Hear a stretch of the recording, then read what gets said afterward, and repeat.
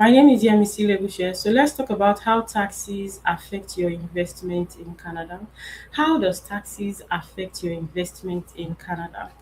So I need you to pay attention to this fact. We have to pay taxes. It is compulsory that we pay taxes. It is important that we pay taxes. I pay taxes, you pay taxes. We all have to pay taxes. So when you receive your paycheck, you have paid taxes. When you spend it at the mall, you pay taxes. When you sleep, you pay your electricity bill, you pay your Wi-Fi bill, you pay taxes. When you invest in some investment, you pay taxes. Like non-registered investment, you are going to pay taxes, right? When you also buy a property, you are going to pay taxes. When you invest, like I said, you're also subject to some types of taxes if you were to have done non-registered investment. So you can see that taxes are everywhere. In fact, the way I like to say it is taxes are important, and that is why we always have to pay our taxes every single day. We pay taxes every single day. Every minute we pay taxes. So now, a savings account in Canada is taxable. So the money you put into a savings account is not the one that is taxed, but that money that you put into a savings account, when it generates interest or dividends, that is the portion that is taxable in a regular savings account. And that is why TFSA is peculiar, because the amount of money you put into your TFSA is not taxable. There is a maximum amount of money that we are allowed to put into our TFSA, and that makes it tax free. If you put in more than that, the extra is taxable. So tax-free savings account is an account that you can open if you are 18 and above, you have a valid social insurance number, you live in Canada and you pay your taxes, you have filed or you continue to file your income taxes, you are eligible to open TFSA. For some territories, you have to be 19 years old to be able to open it. That is one of the best accounts you can have for yourself in Canada. So I've seen people that have savings account, they put money there, but the money is not growing efficiently. And actually, the whatever interest, dividends, whatever they generate in that normal savings account or a regular savings account or a standard savings account is actually still subject to taxes. So you want to actually maximize your tax-free savings account. Now, like I said, the topic is taxes and investment. If you are someone, you have your RRSP, RRSP is good, it helps you reduce your taxable income. But I have seen some mistakes with RRSP. There was a situation where someone has RRSP, but they don't have TFSA. Now, this person needed access to their money. So when they wanted to take out money from their RSP, that was when they reached out to me that, oh, CRA is asking for taxes. I said, yes, you can only touch your RRSP before retirement if you want to use it to buy your first house or if you want to use it for continuous education. And in both cases, you still have to put it back, which is actually an option for you to have access to your money before retirement. But you cannot take out money from your RSP at will. Why? Because that account has a characteristic. It is designed for your retirement. RRSP means Registered Retirement Savings Plan. It is designed for your retirement. It's not a plan that you can just put money there, take it out at will. You are going to be heavily taxed. So when I have clients that want to set up their RRSP because they are high income earners, you earn $200,000 per year, $500,000 per year, you have $300,000 per year, you earn 150, and you want to actually make sure that you use tax deductible accounts. I always educate them about the benefit of RRSP, and I also let them know that apart from RRSP, they also need to maximize their TFSA, because with the TFSA, tax-free savings account, you have access to the tax-free savings account in case you need it for emergency purposes, and you will not be taxed when you pull that money out. Okay. But for your RRSP, if you take out money from your RRSP and you're not buying your first house, you are not using it for school, you are taxed. From $1 to $5,000, you are going to be subject to 10% taxes, except in Quebec, which is 5% taxes. If you take out 5,000 and $1 to 15,000 from your RRSP, and you are not buying your first home, you are not using it for school or for continuous education, you are subject to 20% taxes, except in Quebec, where it is 10% taxes. If you take out anything above $15,000 from your RRSP before retirement, you are not buying your property, first property and you're not using it for continuous education, you're subject to 30% taxes. So you have to know this. Yes, it is good to dump in a lot of money into the RRSP to reduce your taxes, right, in the following year. But please pay attention. It's not an account that you can easily pull out money from. So you have to know how taxes affect your investment. Okay.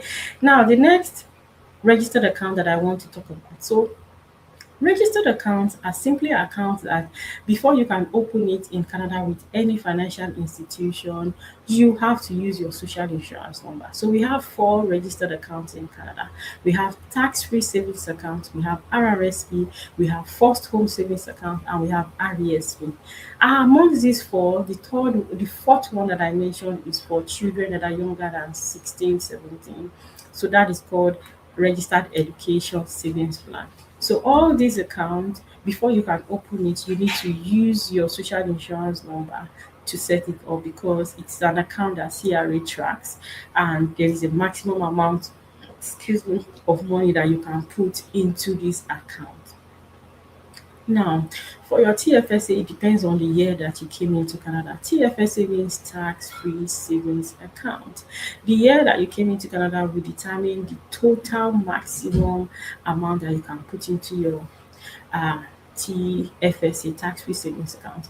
If you're someone that you came into Canada 2024, for example, and you've been busy with settling, busy with immigration, busy with school, busy with settling down, right? And you were not just interested in having any investment because that was not your, uh, uh, you were not in that space, you were not ready to invest, right? You had contribution room for 2024, you had contribution room for 2025, you also have contribution room for the current year. So in total, 7,000, 7,000, 7,000. That is 21,000 contribution room based on the fact that you came to Canada 2024. So if you're someone that came to Canada 2020, for example, because of so many bills, you were settling down, you were going to school, you had so many bills to pay, you were not focused on investment. Your tax free savings account, you have accumulated annual contribution run from 2020, 2021, 2022, 2023, 2024, 2025, 2026. So you can make use of the tax free savings account. And that way, when you put in money into your TFSA, that is not a sleeping account. It should actually be invested for you. And there are different options. There is ETFs, there is shares. You can invest in mutual funds, segregated funds. There are so many options. But the type of vehicle that you drive will determine if you are able to drive at 10 kilometer per hour or you're able to drive at 120 kilometer per hour or 250 kilometer per hour, which is not acceptable actually. But the type of investment you select for your TFSA or for this registered account will determine if it is going to perform at 2%, 1%, 20%, 25%. And that is why you need someone like me to actually take you through the different options and the likely rate of return. GIC means Guaranteed Investment Certificate. If you take money from your savings account and your checking account and you transfer it directly to a GIC or a high interest savings account, the interest you earn in such account is taxable because we call it non-registered account. So when you take money from your savings account and from your checking account and you transfer it directly to a GIC, and that GIC is not under a registered account. Such GIC or such investment, if it is not even GIC, so far it is not under a registered account, it is subject to taxes. I'll give you an example. If you have your TFSA, you can put in money and decide to invest it in a GIC or high interest savings account or ETFs, or you can invest it in mutual funds, sec funds, depending on your knowledge about these different investment options. Because you have your GIC and these investment options under your TFSA, it is not taxable except you have over contributed or you are doing day trading in your TFSA, then that makes you subject to CRA, right? Taxes. Okay. So the other thing I also want to specify here is High interest savings account is subject to taxes. The money you put into the high interest savings account is not what I'm talking about. The interest that you earn in a high interest savings account is subject to taxes, except the high interest savings account is under your TFSA or under your first home savings account or under your RRSP or under your child's RESP. Can you see that you have so much to learn? If you pay taxes every single minute, you pay taxes when you go to the mall, you pay taxes on the electricity, you pay taxes when you receive your paycheck, you pay taxes, right? So many ways which we have to do. I file my taxes too. So one of the things you want to do for yourself, right, is to understand how taxes affect your investment. Okay, so now I just want to talk about first home savings account now, FHSA. I find out that a lot of people don't know this. So if you're an immigrant in Canada, you want to buy your first property, whether you want to buy your first home or your first apartment or your first condo, so far it is your first house or your first uh, um, um, real estate property, right? You are eligible to open FHSA, first home savings account. So FHSA is different from a savings account. It is different from a checking account. Why? FHSA is designed for first-time home buyers. It helps you when you're filing taxes. It is called a tax deductible account. It reduces your tax burden and it can also help you to get tax refund. But you need to know some things. The first year you open your first home savings account, you are eligible to put in maximum $8,000 into your first home savings account, and that's it. Then the second year, you are still able to put in 8,000. If you're able to max it up like that, then for 5 years you have put in the total $40,000 that is allowed. Right, that's the total 40,000.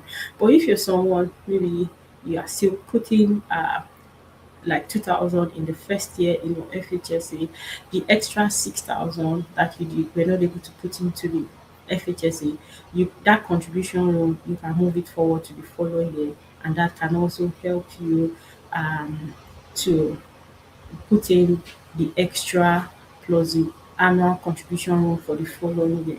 So, like I wanted to mention the difference between FHSA and a savings account. When you have a savings account or a checking account, the amount of money that you put there, you cannot declare it when you're filing taxes. It doesn't help you to get tax refund. But for your first home savings account, the amount of money that you put there, so far it is within the limits that you're allowed, you can declare it for income taxes, and that can help you to get tax refund in the following year, depending on your financial situation, right? First home savings account. So it's a very good account because who doesn't like tax refund? Everybody loves tax refund. So FHSA, the same thing with FHSA. When you have it, you determine the amount of money that you want to put into the plan. You still need to invest it. It is not a sleeping account. It can be invested in GIC, mutual funds, seg funds, ETFs. It all depends on your exposure to information and who your financial institution is, by the way. Okay, so most of us we like to buy, or we know where to get quality shoes, quality bags, quality gowns. People will say, "Oh, I go to this store because of the quality. I shop my kids attires at this store because of the quality." But so when it comes to investment, do you know which financial institution that can give you high return, that has reputation, right? You need to know that. So and we have self-employed financial advisors like myself. We don't work for just one financial institution. We work for several financial institutions, so we are not biased, and we are able to guide you and offer you information across the different types of financial institutions in Canada. So when you are also setting up registered account, it is good to know the characteristic. For the FHSA that I'm talking about now, as good as it is, there are some things you have to do. If you don't do it, CRA is going to happily tax you. The money in your FHSA, by the time you're ready to buy that property, right? you have to fill out a form called RC725. Fill and sign. The financial institution that was used to set up the FHSA must sign that document. There is no I did not know, there is no ignorance about this. If you don't fill out that form before taking out money from your FHSA to buy your first property, it is considered a taxable withdrawal. So you don't want to make that mistake. You don't want to. You don't want to. Now, FHSA, just like RSP, you can't at will take out that money because it is your money and because you want to take it out, because that account is designed to buy your first home. That is what it is for. So if you don't know the characteristics, people get burnt, they get their hands burnt. It's not an account you will put in money this year, and then in 3 months you say you want to take it out, you want to buy something urgently, you need it for something urgent. That is going to be taxed, because the objective for your first home savings account is you must use that account to buy your first home. If life happens, you are not interested to buy that first home, CRA allows you to transfer it from your FHSA to your RRSP. But if you take it out, you're not buying that house, it is subject to heavy taxes. Can you see that you have to know how taxes affect your investment? You have worked hard for your money, and you need to know all these facts. So let me know if you have questions in the chat, in the comment section, and I'll be willing to answer your questions. So the last registered account I'm going to talk about today is RASP. I'm not going to be able to talk about RRSP today. I just want to talk about RESP. If you're a new immigrant in Canada, you are coming in with your permanent resident, right? You are your kids and you have children that are younger than 16, right? RESP is an account that you should open. So maybe in the first couple of months, you're working um, part-time, your income is low, you're not even thinking about investment, that is the time to open your child's RESP, Registered Education Savings Plan. And you can even open it with $0. But because your income as a parent or as a single parent is low, guess what? Your child is eligible for what is called Canada Learning Bond. And Canada Learning Bond is free $500. But if you don't open their RESP for your child at that time, you will not receive that $500 for that child. So it's gone and gone forever. So it is free information that can cost you $500. So, like I said, it's not about investing. You also have to know the investment funds that can give you 2%, 10%, 20%, and then you choose if you want the 2% or the 20% on average rate of return, or 15% on average rate of return. Some of these investments will always fluctuate in performance, right? But if you want to know the financial institution that can give you high return, then I can guide you on that part. Okay, so when you now decide to contribute into your child's RESP, Registered Education Savings Plan, right? Excuse me. What you contribute, there's a maximum. The government adds 20%. We call that Canada Education Savings Grant. Okay, for some provinces, right, Quebec and British Columbia, they have what is called provincial grant. Just two provinces do that, British Columbia and Quebec. If you are in such provinces, right, you are going to enjoy additional provincial grant. So if you have questions, reach out to me. If you want to set up a policy, feel free to reach out to me. Thank you.